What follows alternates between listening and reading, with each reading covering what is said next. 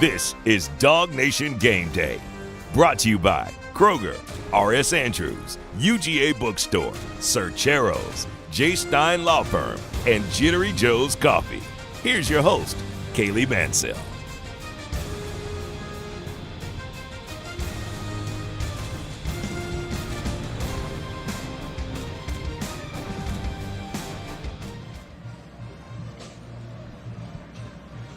It started back in September, and we're here now, and maybe not in the way that most UGA fans imagine. I have to go ahead and get it out of the way, Jeff. Aren't you glad to be in some good weather? Did you just say orange you glad? I did. I had to. I just wanted to go ahead and get it out of the way for the fans now, so that way I don't continuously do it throughout the show. So Kaylee's got dad jokes here in Miami Gardens starting off. It's funny, as soon as our broadcast starts streaming, a sliver of Miami sun beams down on us. I'm looking around. There's some very unhappy Florida State fans. Yeah. They're not happy to be here. I see a gentleman in a very sporty T-shirt that says, if you can't beat us, cheat us. I think we'll have something for him later today. Well, I was talking with my mom on the phone this morning, and she said it was upwards of, high 20s, low 30s. I said, I am not jealous of you this morning. Here in Miami, we've got Hard Rock Stadium behind us, and I love it because the Hard Knocks Miami Dolphins is going on right now, so I feel like I've been watching the stadium for the last couple of weeks, and to be here, it feels surreal. It's crazy. You soaking it all up. I got to meet the, the Florida State horse. One thing I learned, Kaylee, I get choked up about it. Don't call him a horse. His name is Warrior, I believe, and it's an Appaloosa. I believe that's right. That's the name of the horse. It's funny, horses got to go about their business too. I saw the horse kind of trumping up and round, parading up and down the sidelines, and it was like kind of weird. I don't know how many people know this story. This was 1983, 1984. Georgia was playing Florida State in the Citrus Bowl, so that's Orlando, and UGA was at midfield. I think this was UGA 3, and UGA's just sitting there at midfield doing his thing, looking around, looking for a bone, looking for somebody to take a picture.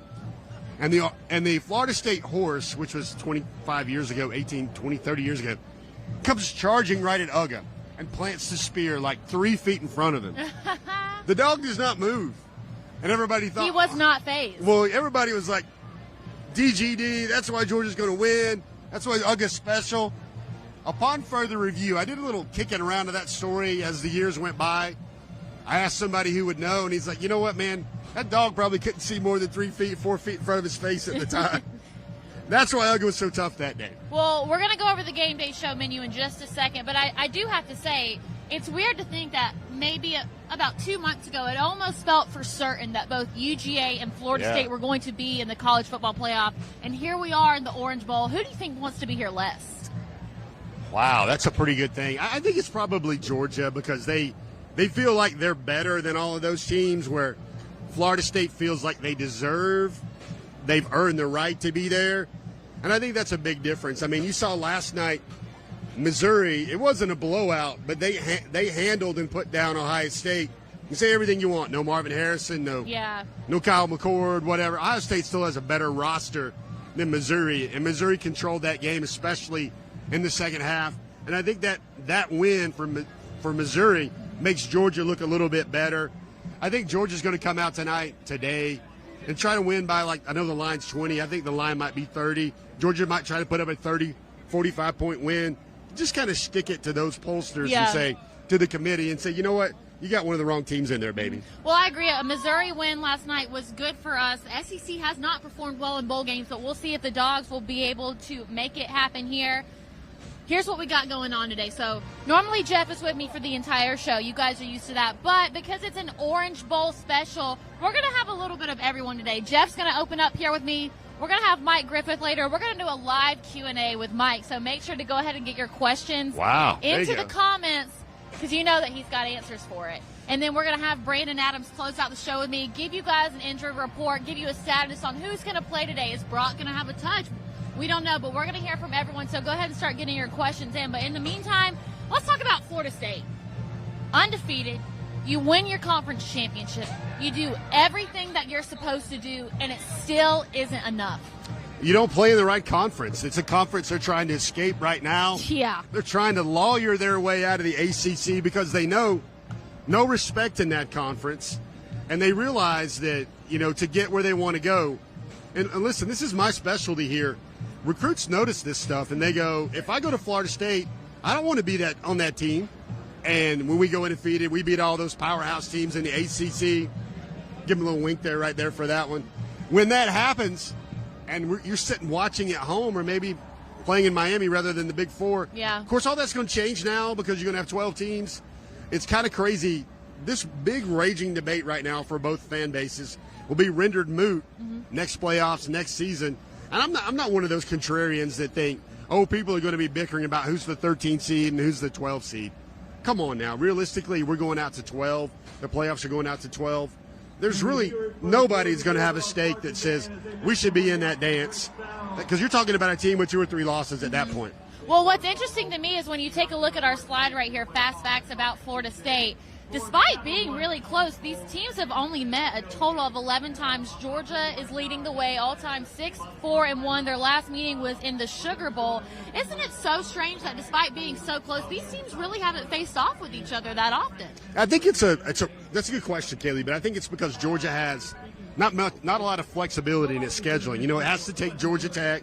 It has to take Florida as a neutral site, and then it's got to play that rugged SEC schedule as well. So it makes it very hard. Like bowl games have been the only times, or lots of times Florida State simply hasn't been good enough lately.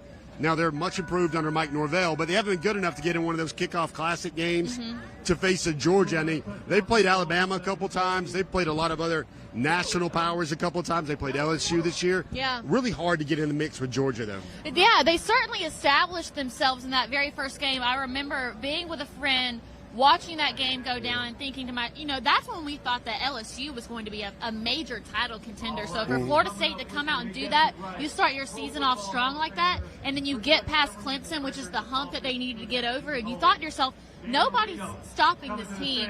But then you see the Jordan Travis injury. Well, you might see it. I can't watch it. I have a confession. I have not seen the Jordan Travis injury. I have a weak stomach. But with that, you're starting your third-string quarterback today.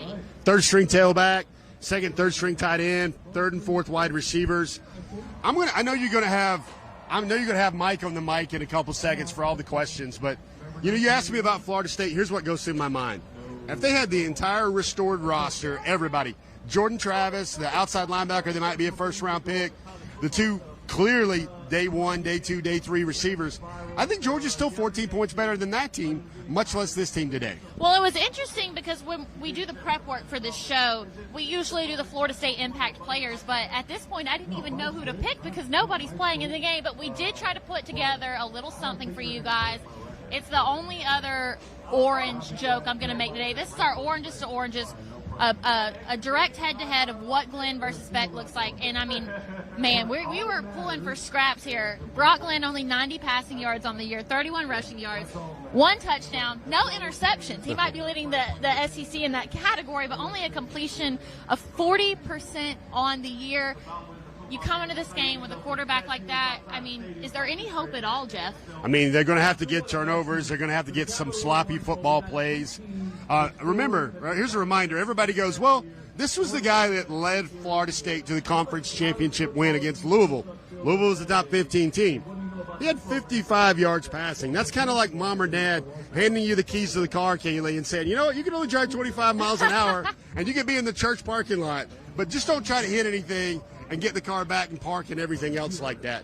I mean, to me, everybody's written about it. There's a culture of opt-out versus a culture of opt-in. You see guys like Kamari Lassiter, Javon Bullard, Tyke Smith, maybe a little bit of Ladd, maybe a little bit of Brock Bowers. You see Kendall Milton, you see Carson, you see all up and down the board. These are superior personnel guys everywhere. I was talking to some Florida State beat writers this week, and they were like, there's going to be some guys that haven't really played in the first or second quarter of a conference game yet that are in this game. And this is an undefeated team in the bowl game when everybody's going to put their best guys up. and those best guys just aren't here. Yeah, it's interesting to see that this week, I mean, not only us, but the media as a whole, this is the first time we're getting to learn a little bit about Brock Glenn. And here's the thing is sometimes you need to be fearful of a guy that has nothing to lose. But in this case, with all the Florida State opt-outs, I really don't think that's the case. But I was surprised from the reaction of the players. I think in Florida State's case, if it were me personally, I would want to play my best ball in this game and show the committee why they missed out. Yeah, that would have been a great storyline if full-strength Florida State came. But then they started looking about the agents got in their ear, and they're like, what are you really going to play for? You're already a first-rounder. You're already a second-rounder. What do you want to do? I mean, it's a really tough year. This is a year that Florida State fans will love because they'll cherish about everything they did, Jordan Travis. But then at the end, it's kind of like that guy's T-shirt again. This fan base feels wronged. And I know this is not a hallmark ending, but this game will give them finality because it's like, okay, you thought you were good enough to be one of the four. Well, here's Georgia, who hadn't lost a game, like one game in 2 years, and we're going to find out how good you are. And if they walk away from this like 38-7, 35-0, 41-10, they'll realize that, well, what would have happened? And they can't sit there and say up and down about their roster and so-and-so's not here. So before we get your Centel's intel on the early signings, let me ask you, is this Florida State run in 2023, is it worthy enough for an ESPN 30 for 31 day? I don't think so. The really compelling 30 for 30 for the 2023 season, it's going to be Michigan just for the turmoil of it. I think it's also Washington. Folks, don't sleep on Washington. We would go with the flow yesterday. They were the Joe Moore Award winner. Michael Penix is healthy. Yeah. They're the last Pac-12 champion of a dead conference, a dead league. And they got an NFL quarterback as well, so they can run the football. They got really good balance. That's a team that I think everybody's going to go, oh, it's going to be future SEC Texas versus current SEC Alabama. I don't know if that's going to be the case. And with that, we will make that our fast facts about FSU. Now let's get some Centel's intel. We get a first look at the early signees today. A lot here. Surprising to me, but when I look at that picture, I'm sure you guys have seen it, it's all over social media. The big standout to me was Jaden Riddell. Yeah. He's humongous. Any Game of Thrones fans out there, he looked like Tormund. He looked like that huge guy. Give him some red hair, give him a beard. He's got the beard starter kit going already, but everybody got to me, and my phone was blowing up that day like, hey, who's 89? They're like, I was like, that's Jaden Riddell. They're like, he looks like he's 6 foot. He looks like the Mountain. Massive. And, let's call him the Hound. Let's call him the Hound for now. He looks like the Hound. That's a good dog reference right there as well. And you look at him, he's really promised you guys. He looks like he's 6'7" and 265. Got a little Undertaker look going to him, but he's really only about 6'4", about 235. He does have Brock Bowers level speed. Not going to compare him to Brock Bowers at all. But the track times, the 40 times, Jaden Riddell's about a high 4.4, low 4.5. And you look at Todd Hartley continuing to replenish that room. Cool story about Jaden is Jaden wanted to go through bowl practices. He wanted to be around Brock, watch Brock, soak everything up that he could about Brock. And to him, that was more important than going to the All-American Bowl out in Texas because he wants to do the things that Brock Bowers has done in college football. He wants to take his career on that trajectory. And that family looked at it and said, what better way to do than just be Brock's wingman for about 2 weeks in Athens and at the bowl game so they can learn what it takes. So let me ask you this. These players come into the game knowing that they're not going to be able to take a snap. And KJ Bolden actually told me that's why he wasn't going to be here because you want to play. Right. So what's really, you have the early signees and then you have London Humphreys. What's the value for them in coming to the Orange Bowl and practicing with the team? Seeing what it's like if you're a safety, seeing how Malachi Starch does it. If you're an offensive lineman, seeing how Tate Ratledge handles it. For Ryan Puglisi, it's watching how Ryan can watch how Carson Beck prepares for an opponent, how much film, how much fun. Carson is literally like a Zen master at this point on top of the mountaintop, meditating, thinking about all things football. He seems like a savant right now when it comes to football.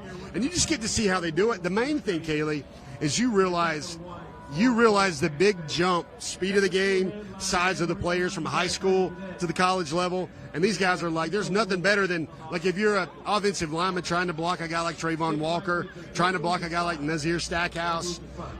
If you're a pass rusher trying to get by Amarius Mims, Ernest Green III, because you know that's the best competition you've seen so far. And it's an early sneak preview for the coaches about what you can be. It's funny, one of my favorite, I'm not going to say old people, but like generations that are a little bit older and wiser than me, my favorite thing that they say is when they see recruits nowadays is, what are they feeding those kids today? How did they get so big? Yeah. I mean, you look at Daniel Calhoun, 6'6 plus, about 350. He's here this week. He's looked really good in December in Athens. You got Marquez, Big Easily. He's also there. You got Nnamdi Oboko, another huge, massive defensive lineman. We've said this a lot. Georgia has loaded up on the line of scrimmage in this class. Yeah. Number one class in the country, like no one else. And they get a chance to just get a little taste of what it's like to go before a big opponent, to see what guys look like on the field. Now, here's what they will do. They'll have their jerseys on. Might not be their official game jersey or their number for their freshman year. Hold off on all those orders at the UGA bookstore or on Fanatics. But they'll get a taste. They'll get to go through the dog walk. They'll have their suit on. They'll get to sit on the sidelines and kind of really soak up at what it's like to be a Georgia Bulldog. And for them, it's a perfect start to their Georgia careers. So I know we've got to let you go. You've got to go to the field, take some great pictures that you can check out later on DawgNation.com. But I have to always close with, for those at home that are watching, what is the one thing that you would want them to know or recognize about this game? I want you to watch guys like Zion Logue, Cedric Von Pron Granger, Kendall Milton, the ones that have been at Georgia since the 2020 season, the 2020 class, the 2019 class in some cases. And this is their last time as a Bulldog. This is their last ride. I want you to notice how much it means to them. I want you to notice the way when they walk off the field, they want to do it as a winner. They want to do it in glorious fashion because their time at Georgia has really meant a lot to them. Of course, they'd rather be playing in New Orleans this weekend. They'd rather be playing in Pasadena. But when they look back on their careers and they said, hey, if you came to Georgia and we told you you're going to win 2 natties, they take that in a heartbeat. Mm-hmm. And, Jeff, I want to thank you for joining me, but it's time to go ahead and get Mike Griffith in here. So I'm going to let you go. And I have to say, this is probably the best Jeff signal has been all year. We got him with no glitches. And now we have Mike. But before we get to Mike, I want to give a shout-out to Jittery Joe's, because even though we are not in Athens today, we are certainly thinking of them and have them on our minds. I'm still going. Jittery Joe's coffee weather. It's a little cooler down here. I could use a cup of Jittery Joe's. I didn't get a cup of coffee this morning, and I'm not going to lie, when I woke up, that was the first thing on my mind. I'm still going through my Jittery Joe's K-Cups now. Right? I know. I snagged a couple of those, too. They're pretty cool. They always gave you the best hospitality. Every time I would go back, even though it had only been a week, they're like, are you good on the K-Cups? Right, Like, I don't think it's humanly possible to drink that much coffee. So looking forward to seeing them again soon. And they have those awesome commemorative cans, and you can check them out on jitteryjoes.com. Mike, you're a veteran. Yeah. You've been here before. You were here 2 years ago. Yeah. Does this bowl game feel normal to you? Where does it kind of stand amongst what's been done in the past? Well, I'll tell you what, the game day environment here is a lot more festive and stronger than I thought. I mean, maybe there's a few Florida State guys that are opting out, but their fan base isn't opting out. I mean, there is a lot of Florida State people here, and I'll be honest, Kaylee, I'm wondering if there's going to be more Florida State or more Georgia fans here. I really expected a landslide of Georgia fans, but the early eyeball test tells me there may be more Florida State. It's going to be close. I think the Georgia fans are still drinking, Mike. Is that what it is? I think that's what it is. Okay. Well, I don't know. We'll find out when we get inside the stadium. I kind of wish they'd let both teams wear their home uniforms. Yeah. But I suppose maybe the red and the garnet are too close to one another. But I've seen some of the other bowl games where they both wear their home uniforms. But I think there's going to be a lot of garnet and gold in the stadium, and certainly Florida State is going to try to prove something. The guys that are playing are going to try to prove something. And remember, their entire offensive line is opted in. And if they can run the ball effectively, and I'm not saying they will or can, but anything could happen. So let's go ahead and get into our impact players. Sure. You sent me some earlier this week, so let's go ahead and take a look at our first one, which is Carson Beck. How huge was it when we got the announcement that Carson was coming back? Did you have any clue what was going on, or did you know whenever they put the message out on Twitter? Or X, whatever it's called. I had reported a couple stories. I had a source in the Georgia community, and there was a source in the Jacksonville. Jacksonville. You know a guy who knows a guy? I know the guy that knows the guy, and there's a source in the Jacksonville community where Carson's quarterback coach is at, and a lot of the people from his camp. And look, this is what folks have to realize now. Now that there's an NIL, this gives these players a reason and an opportunity to come back. Kaylee, there's a time where a guy says, oh, you know what, I can make $3 or $4 million in the NFL, I'm gone. But now the schools can say, oh, no. You know, we can help you with some collectives. We can help you with NIL. We can make it affordable for your family to come back another year while you develop. So some people had some sticker shock saying, oh my gosh, I can't believe Carson Beck would, want $4 million or anybody to say. Well, that's his value in the NFL, folks. If he's the number 4 quarterback taken, that's his signing bonus. Yeah. So all that is saying, look, if I can make as much money. So that's one. But two, they got to know that they're going to be a supporting cast, because this is going to be the last time we see Brock Bowers in a Georgia uniform. There's a good chance this is going to be the last time we see Ladd McConkey and Kendall Milton. I don't want to think about that. I don't either, but I'm explaining this. So if you're Carson Beck and you're coming back, one, or you're the camp, one, you want to make sure you get your value. But two, okay, I might get better, but how much better will the team around me be? And we saw this happen to Jake Fromm in 2019 when all of a sudden there were no receivers that could stay healthy, and Jake's numbers went down and everybody said, oh, Jake wasn't as good. Listen, Jake was better, but the supporting cast wasn't. So there had to be some assurances that, oh, yeah, we're going to go out and get a receiver in the portal. We're going to get a running back in the portal. There may still be an offensive lineman coming in the portal. So absolutely, it was huge, because all of a sudden, Georgia is a national championship favorite with Carson Beck. I mean, you look at next year, today is the beginning of Carson Beck's Heisman Trophy campaign. So I have to ask you, I don't want to harp on it too much, but I'm really big into hypotheticals. If Carson Beck opted out for this game, how different would this conversation be? It'd be completely different. Would it be the Gunnar Stockton era? It would be the Gunnar Stockton opportunity. Yeah. They'd be in the portal looking for an experienced guy to start next year. And there were quarterbacks that were interested in Georgia and vice versa. And don't forget, they still might add another quarterback. Yeah. This is going to be a big – I believe this. I think Georgia gets up by 2 or more scores, and I absolutely believe we see Gunnar today. And this is going to be really important for him, because Kirby has said they like to have 4 quarterbacks on the roster, scholarship quarterbacks. There's 3 right now. You better believe that Gunnar Stockton's going to try to make a statement. So who would we go out and get, Mike? What do you think would be the ideal choice for the Dogs?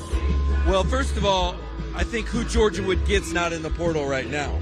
I think if somebody knows that Georgia's looking for another quarterback, and maybe they're in a backup situation, they're a close number 2, or it's got to be somebody who's willing to compete.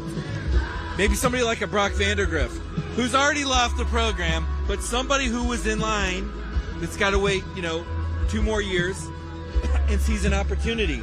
But Georgia, the cool thing is Georgia's the kind of place where as much as Georgia's shopping the field's shopping Georgia. Like Etienne, Trevor Etienne, great example.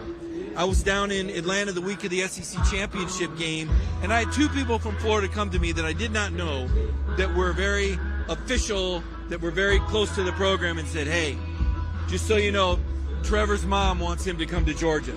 I said, Trevor who?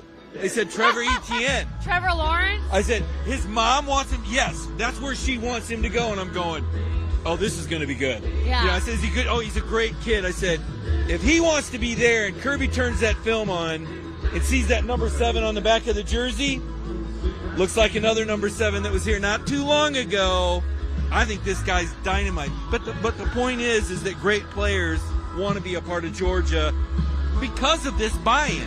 Today is an awesome commercial for Georgia football. I mean, think about it. And it comes at Florida State's expense. Sorry, Seminoles. But you've got 2 programs that are polar opposites in how they handle adversity. So imagine Kirby going into the living room of a 5-star prospect in Jacksonville or in Colquitt County, and they're trying to decide between Georgia and Florida State. All things are equal. Well, do you want to be a part of a program that goes to the finish line in 4s with everybody opted in? Or do you want to be a part of a program where you got 9 guys opting out when things don't go your way. And they're trying to screw over their conference. And they're trying to. So Kirby recognizes this. This is a huge recruiting win, and it's not Mike Norvell's fault. He's done an unbelievable job in 4 years. I could not agree more. This guy's a fantastic football coach, but he inherited such a difficult situation. You remember, it's taken Kirby 8 years to get to this point from the culture standpoint. If Mike Norvell stays at Florida State, I do think he can get them there, but make no mistake about it, this has been a setback. The way that Florida State has handled this with all the opt-outs, there's nothing good about it in terms of the optics and how this is going to be viewed down the line. So I want to move on to your next impact player that you gave me, which is Malachi Starks. Yeah. And in simple terms, how crazy is it to think that we get him for one more year? It's unbelievable. Yeah. You know, Malachi's kind of a movie star. You know, Yeah. He's got this star power, and until you really get to know him, because he's kind of a laid-back, chill guy. It's giving like Denzel Washington status. Is that what you put it? Yeah. He's a fantastic football player, but he's very charismatic. He's an excellent spokesman for his NIL companies. Really good character guy, and he's going to be a leader next year. But this is a first-round talent, a good leader in your clubhouse, and I think today he's a key guy. I mentioned Carson on offense because I really do believe this is the start of Carson's Heisman campaign. And the reason I say that is because Georgia has the television window themselves. And listen, Georgia fans, you don't watch other pros. You don't know Michael Penix, let's be honest. When you watch Michael Penix against Texas, it's probably going to be the first time that you've seen a complete game with Michael Penix. And a lot of people don't really watch Georgia the whole game, and they've had to in the national title game, but they haven't really seen Carson Beck. He's got the stage to himself. He's going to make a huge first impression. I would say the same about Malachi Starks. I think Malachi is a guy that could be on the Nagurski Award list. That goes to the best defensive player every year, certainly on the Jim Thorpe list. And I've got a little intel for you that I've picked up. Kamari Lassiter and Javon Bullard, which way are they going to go? I thought it was a foregone conclusion. Maybe not. So I'm not sure if you might have those two superstars back or not. Those guys could go either way. If they come back, that secondary would be lights out. Would you bet your life insurance on it? I wouldn't bet my life insurance on any player coming or going, no. It's probably a wise decision. Anything on could your happen. part. Am I missing a cue there? I was making an old person joke. Oh, okay. I don't even think about that kind of stuff. All right, we're going to move on to my impact player of choice.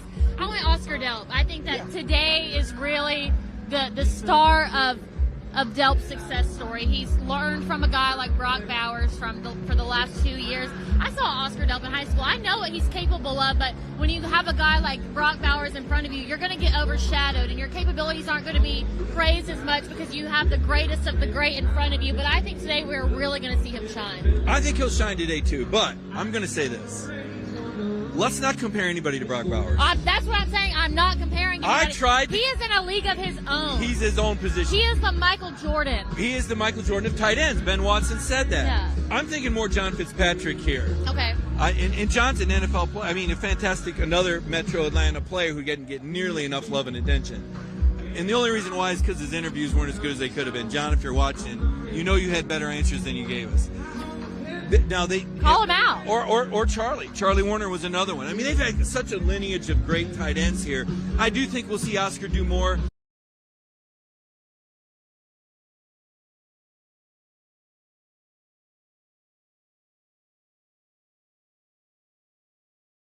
But part of the reason that you're not going to see another 50 or 60 catch tight end is because how it affects your recruiting classes. Yeah. Remember when Todd Monken? I remember when I asked Todd Monken about a 3 tight end set. I mean, is there any chance we could see like a 13 personnel? And he's like, you could, but you won't, because there'll be a line going out the door to the transfer portal from our receiving corps.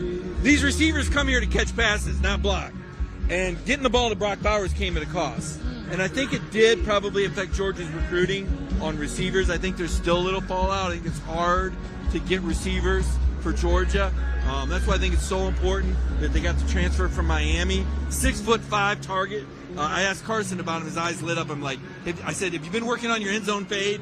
You got this 6'5" guy that like dunks behind the head. I mean, that's going to be the easiest touchdown pass ever next year. Throw it up for Colby in the corner of the end zone. But I do think we're going to see a good game from and I like Lawson too. Lawson Lucky. Yeah, I do too. I wonder if he got hurt or something because he was so dynamic in the spring.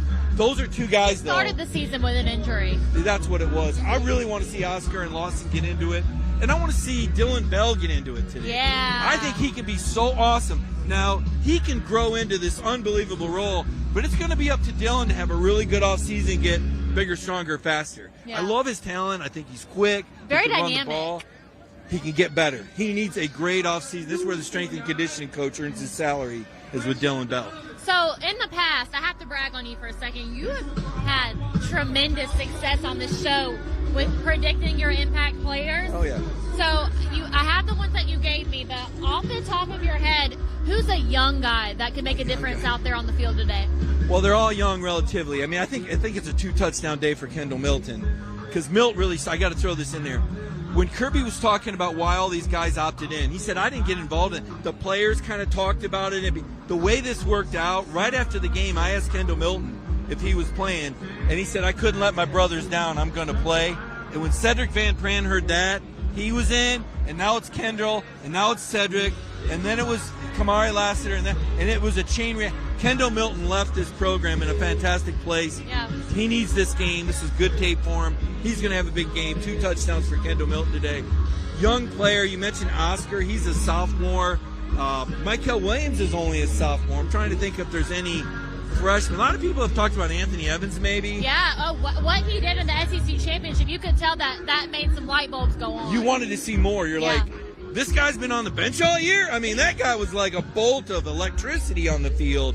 I hope we see more of him today. I hope we see Gunner get an opportunity. Me too. I think he deserves. That's what Jeff said too. Yeah, I mean, if they get up 2 or 3 scores, which I say they should, the reason I think they should is because I don't know how Florida State's going to score when they're missing, their top 2 quarterbacks, their top running back, and 2 receivers. Offensive line is intact. Again, watch the line of scrimmage. That's the early tell of how much Georgia can dominate.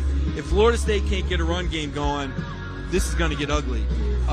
Freshman-wise, Brett Thorson's a second-year guy. Your kicker, the poor guy only missed 1 field goal in the last 7-8 games, and that was after 2 5-yard penalties. So I think he gets hot again. I can't really think of any freshmen, though, Kaylee. This team is so deep. C.J. Allen? Now, C.J. Allen, now, yes, I did write about him. Raylan Wilson, C.J. Allen. Look, C.J. Allen, I don't think of him as a freshman because when I talk to guys about him, there's a reason J.D.J. left. I don't know that J.D.J. would have got his job back. This guy is that good. So C.J. Allen would be one, and maybe look for some of those young quarterbacks. Maybe Aguero. Maybe this could be a Janelle Aguero. A lot of people are excited about him. As we should be. I think he's dynamic. He's a hard-hitting guy. I know they tried to get him involved. Well, with that, we will make that our impact players, and we're going to move on to our injury report. And, of course, our injury report is always brought to you by Jay Stein. Jay Stein has been with us all season long. You never know when incidents like that are going to happen, so make sure to keep Jay Stein in the back of your mind. Josh Stein, a double dog, not only graduated from UGA, but went to UGA Law School, which is so impressive to me. That was my initial goal. I couldn't do all that school, so I have a lot of respect for Mr. Stein. But keep him in mind, because you never know when things are going to happen. So if you are hurt because somebody did something wrong, look no further than Jay Stein Law Firm. And now let's get into the injury report. And I really want to use this time to focus on, are we getting the best version of Ladd McConkey today? Is he at full health, or what do you know about the situation? I don't think we're getting the best version. I think those kind of injuries need time. The fact that Ladd's trying to play is, he loved Georgia so much. Really, most people that could be going to the NFL, why are you taking a chance, right? But Ladd loves Georgia so much. He's become, I think, such a great ambassador for the school. He wants to play so bad. I think you're going to see him. I think he'll be about like what he was in the SEC championship game, which just goes to say I don't know how much of him we'll see. But this is a guy that said immediately he was going to try to play. Just like Kendall, just like Van Pran. This is a leader. He'll be out there. The whole mystery of the Brock Bowers things. Does he dress out? Does he go on the field for 1 or 2 plays? I just can't imagine him having any significant impact because he didn't practice all week. Same thing with Mims. I think them being down here is more of a figure of example of how Georgia is crossing the finish line as a team. As we talked about a little bit earlier in the show, I mean, Kirby really stresses finish, right? Whether it's in games, whether it's in life, certainly in this season. So I think the fact that Mims is going to be here in Bowers, I almost feel like that's a little more for aesthetics and for the team and what the program means. You mentioned Ladd. Smile Munden, another guy that probably can't imagine him playing that much if he plays at all. He's been injured. So those are kind of your key guys. Yeah. Mims, Bowers, McConkey, Smile Munden. So I have to ask you this. I don't want to harp on the SEC championship too much because we're past that. But going into the game, did you have any sort of inkling that Brock and Ladd weren't as healthy as they seemed? Yeah, we had an inkling of that. It was we had bad. a pretty good idea. Yeah, it was bad. And the fact they tried to play, and, this is where, and most Georgia fans, I think, understand this, but when I start hearing people criticize Mike Bobo, I shake my head and say, look. Oh, yeah, tell them how you feel. There were I like so this. many 3rd and 1s and 3rd and 2s that Georgia didn't convert. That's your coordinator doing a good job keeping you on schedule, and Mike didn't have the arsenal. I mean, those passes to Brock and Ladd, when those guys are 100%, they're running away from people. Yeah. When those guys are 100%, they're separating, and Carson's not having to hold the ball. So I get frustrated because it's like, come on, you're smarter than that, people. I mean, you got to realize the limitations that day.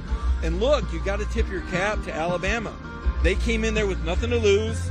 They went for it on a couple of 4th downs in the first half. They wouldn't normally do that, but nothing to lose. They go for it. They get it. They score on both drives. I mean, if you want the truth, you shouldn't be asking about Mike Bobo. You should be asking about Glenn Schumann in the defense because they couldn't get it stopped when you needed it. I'm sorry, I hate to say that, but 2 4th down conversions, and then the Georgia offense scores twice in the 4th quarter, and they can't get the stop to get the ball back in the end.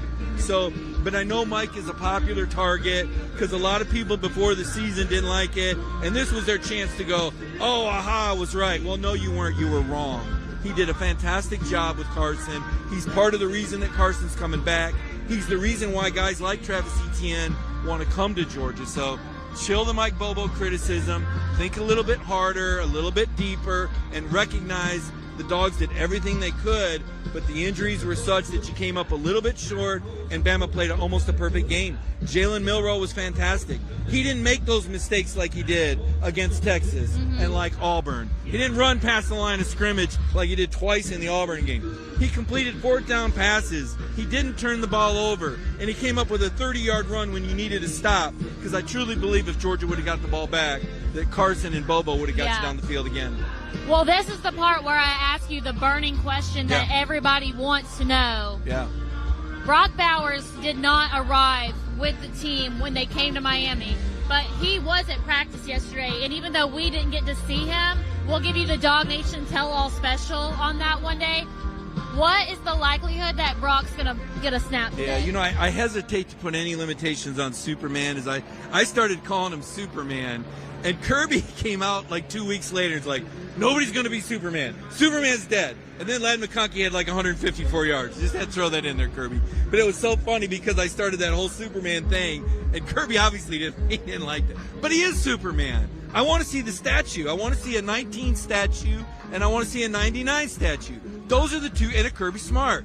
Or should we just make it Sanford Stadium? Brock Bowers Field at Sanford Stadium? No, it's Smart Sanford Stadium. How about Smart Sanford Stadium? But you got to have a statue of Jordan Davis. Without him, none of this happens. If he doesn't come back, if he doesn't handle the hard coaching and sell the team on Kirby, that's the story behind the story. And I always tell myself, I'm not writing a book. But the more people I talk to and they're like, oh, I didn't know that, I'm like, you really didn't know that? Were you not reading DawgNation.com every day or following me on Twitter at MikeGriffith32? Oh, there's the plug. That was good. But I was writing all this. Where were you when we were talking about the no-name defense? And that was so important that these guys. So 99-19, answering your question, if Brock plays, I think it'll be a signature moment, kind of like Richie LeCounte. I just can't imagine him doing more than maybe one signature play because the guy's hurt, okay? He's hurt.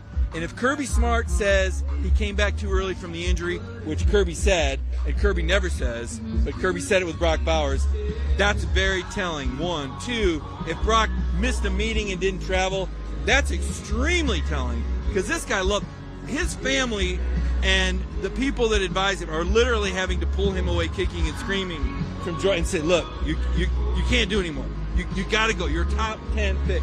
Brock Bowers loves Georgia, and I know this has been really, really hard on him. Mm-hmm. So they'll have to pull him back, I'm sure. I think we'll see maybe one or two, maybe one series. But Kaylee, I just can't imagine him doing more than that. But again, I hesitate to put any limitations on this guy. How crazy would that stadium go if Brock Bowers comes out for one play? Standing ovation status? I'm thinking like a red zone play, like they got like a 1st and goal at the 7, and here comes Brock Bowers, right?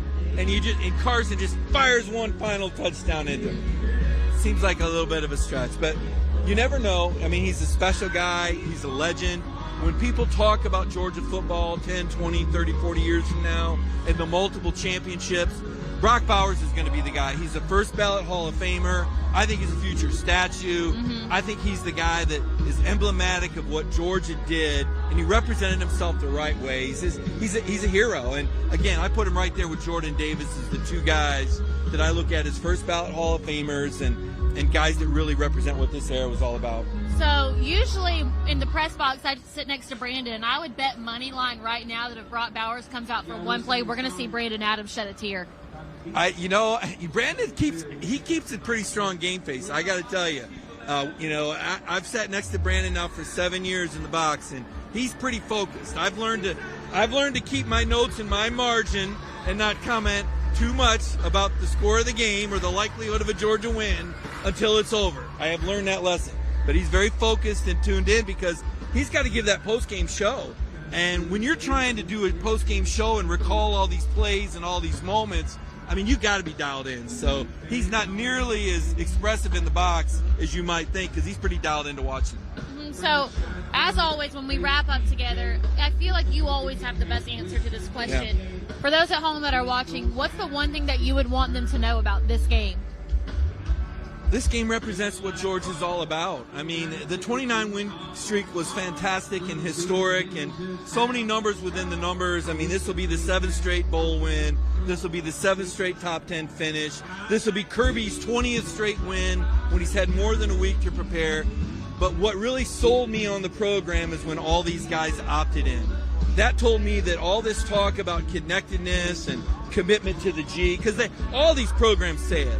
All these programs say they're family. All these programs say they play for each other. But when push comes to shove, who really handles the adversity best? Who really sells out for one another in the program? And to see Georgia cross the finish line together, even after that disappointing loss, everybody's intent on starting a new win streak. I mean, that's, to me, what means so much about Kirby's program and the culture that he's built, because this is very unique and very rare to see all these NFL guys playing in a bowl game that doesn't have national championship implications. And that may change with the NIL and collectives and all that, but right now, a lot of these guys are taking a chance going out there, but they're doing it for each other, and they're doing it for the G, and that says everything about the culture that Kirby's built. Now, before you go, tell everyone at home what sort of articles do you have coming out today. What can we read from you? Oh man, I'm gonna try a speculative stab at who's coming back and who might be leaving, and see if my intel was good on that. And I always write about 3 observations from the game, and you guys know you can read a lot of Connor Riley stuff as well. He'll have a live blog up, and of course Brandon will have the post-game show, and all the art and all the pictures that you see. You know, Jeff Santel, who opened the show, he's also a really gifted photographer. So it'll be a collage of all of us on DawgNation.com and on our DawgNation Twitter account throughout the day. And I look forward to it because I think it's going to be a fun game for Georgia fans. Well, Mike, thank you for joining me. If you want to, you can go ahead and pass that microphone off to our next guest. He's your favorite. I know. I'm never going to fight it. I know he's the guy. Hi, Brandon. What's going on, everybody? How are you? Happy New Year. Good to be back with you. Sun is shining now. It's feeling pretty good. We are getting ready finally for this game to take place, which I know you're very excited now, about. You're a big vibe reader, and like you said, I mean, the sun is just now coming out. It's been cloudy all this week in Miami, and now, of course, as the Orange Bowl approaches, that sun's coming out, and I think it's going to make for a great game. I think it absolutely is, too. And, you know, when you get closer to game time and closer to the stadium, you start to see these fans who are excited to be here. You know, whether it's Georgia fans who travel and use this as an excuse to get away from home, or for a lot of the Florida State fans who perhaps live in South Florida, you know, this is one of their rare chances to see one of their, you know, their favorite team up close. And so I think while the mood around the game is obviously disappointment for both sides for various reasons, the actual fans in attendance are still happy about seeing a football game, and whether it be a Georgia fan traveling or a South Florida-based Florida State fan with their team traveling down here, there's clearly some excitement in the air right now. So I want you to think back to when the rankings came out and Georgia found out it was going to the Orange Bowl. Think about how you felt then versus how you feel right now in this moment. How is it different? Well, I'm more excited about the game than I once was, and I think Carson Beck's decision to return, I think, made a big impact on all of that.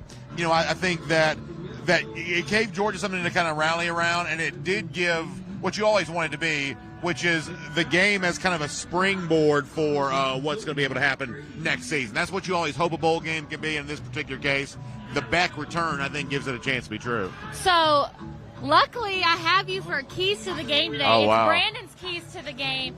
And I was so excited because typically when I do this with Jeff, he sends me like emoji-coded keys to the game, and I have to decipher it. But, you know, Brandon's a straight-up guy. Yeah. So it was easy to decipher these. So let's go with your first one. All right. The importance of third If you'll down notice now, efficiency. I had to go back to my phone to kind of figure out what it was I had written down for my keys to the game. I had forgotten about this, so I'm glad that you're working off a script here, because I had to go back and scroll back to see what I had texted you to see what my keys to the game actually were. But lead on, and I will follow. Well, I did, and then you said that. Go back.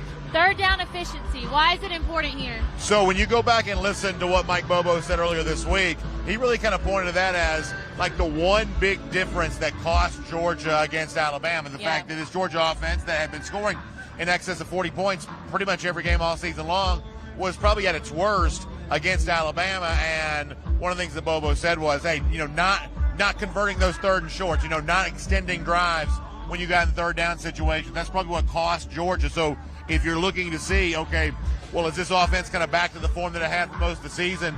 Watching what they do on third down is going to be a big example of that. So moving on to your next one, expect the unexpected on defense.